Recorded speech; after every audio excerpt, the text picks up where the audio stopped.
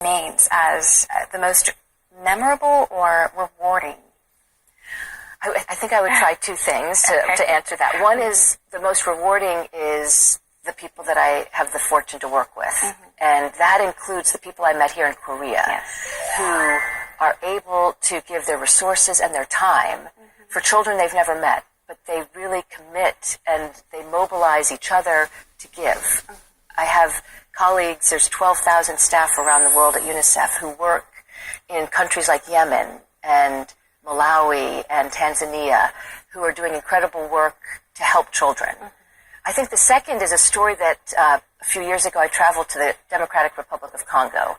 And at the end of a long trip, long day, the last visit was to a child soldier center where child soldiers who had recently been demobilized had come and were getting ready to go home to their villages. So I expected a very depressing, overwhelming, hopeless, meeting.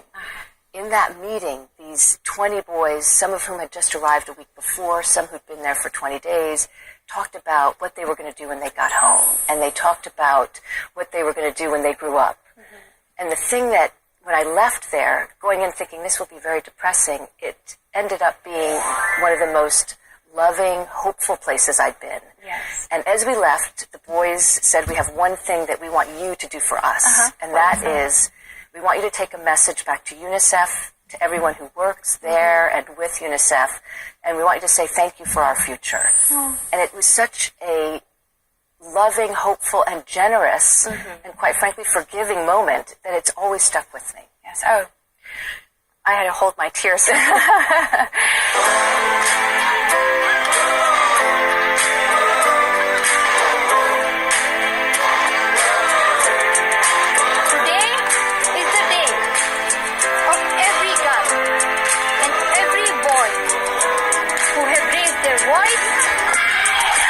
for their rights.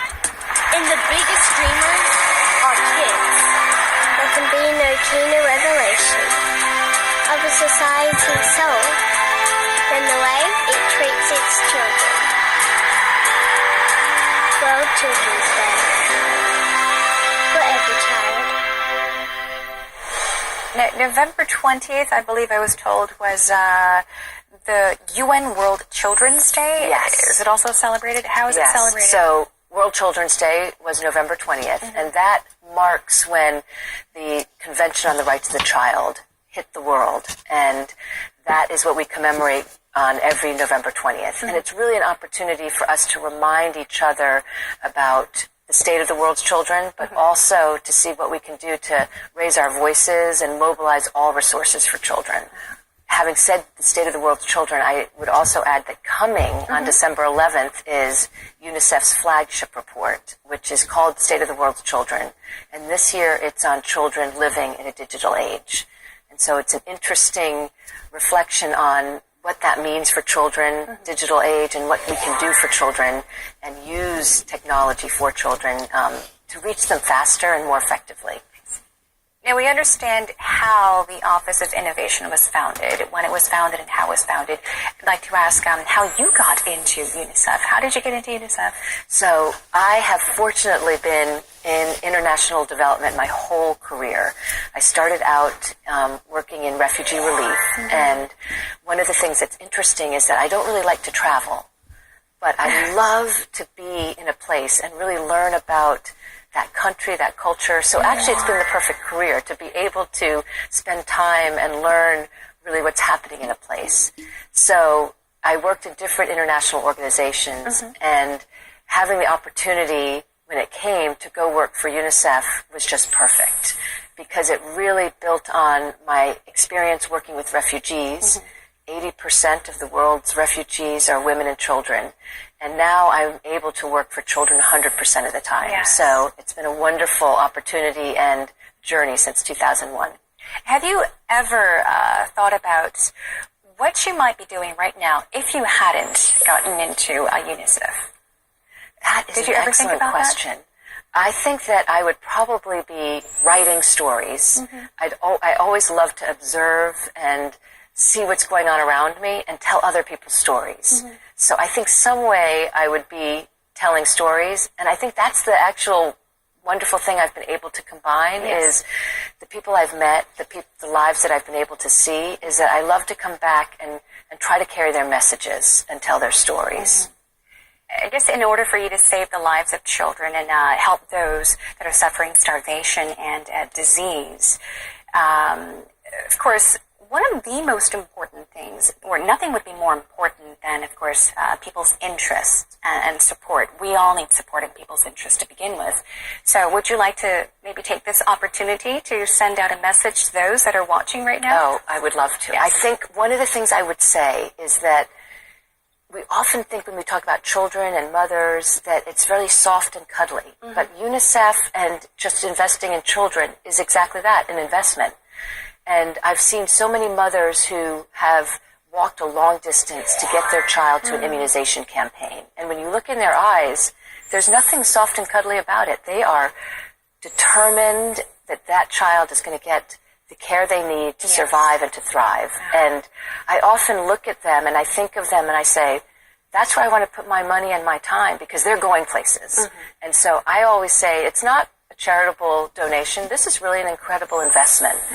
And the people of Korea do that. And I think the more that they tell other Koreans, but also their friends in other countries, this is really an incredible investment. Yes. It's a beautiful investment, I think. Yes, incredibly beautiful.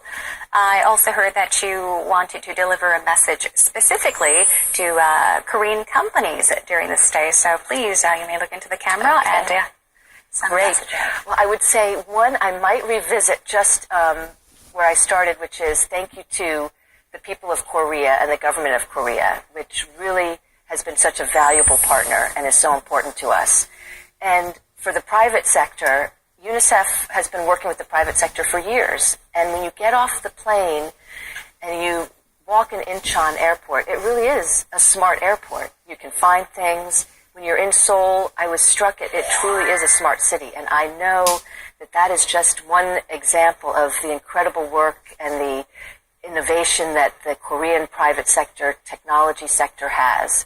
And so I think what we would love to do is to tap into that experience and expertise and use that for children. Okay, thank you for that message. I'm sure that, of course, many people around the world are helping, of course, helping out in many different ways, helping to save the lives of children, helping those facing, difficulties, starvation. But I hope that through our program today, many more people will be joining to help those in need. Finally, I would like to ask you about your plans or goals, future plans and goals. Well, I think I would have two. One is I would love to come back to Korea. So that is in my plan because it was such a great visit, but I really saw it as an introductory visit.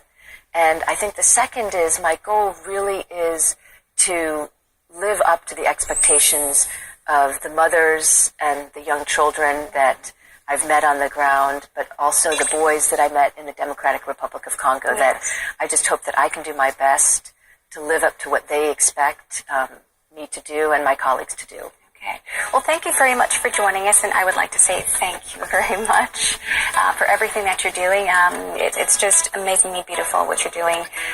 So thank you once again, and I hope to return to Korea very soon and maybe have the chance to stay longer the next time you come.